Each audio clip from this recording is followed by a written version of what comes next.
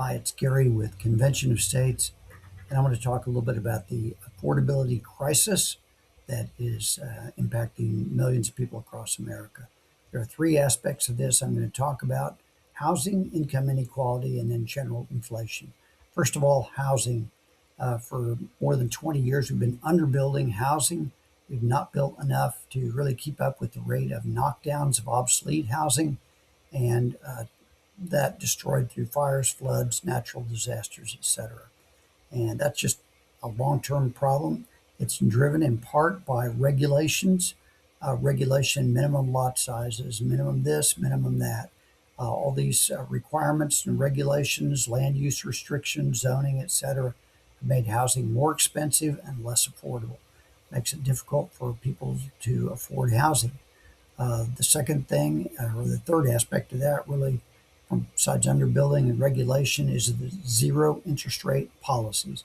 Zero interest rate policy, which prevailed very largely from 2008 through 2022. There was a period in there, a couple of years uh, before COVID, when rates were starting to rise, but still remained very low by historical periods.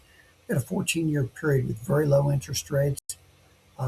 This drove investors to buy housing. Huge amounts of housing were bought up by investment groups, turned into rentals, and the cost of housing more than doubled over that 14-year period for almost all the housing in America. So what you're having is wages don't more than double, so it creates an affordability crisis. The second aspect is income inequality.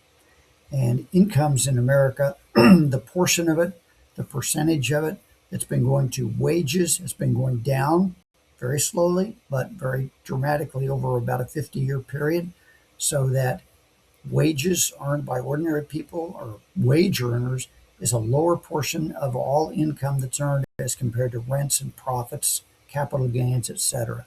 So, lower wages for average working people. This has been caused in part by illegal immigration generally, and illegal immigration in particular, because immigrants come in and take low skilled jobs and in some cases skilled work, but they drive wages down. And so that's part of the reason that's driving wages down. Also, when millions of people come in, they got to be housed somewhere.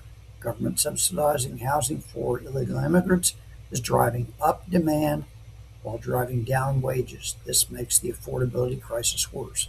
And the third aspect of the affordability crisis is really general inflation.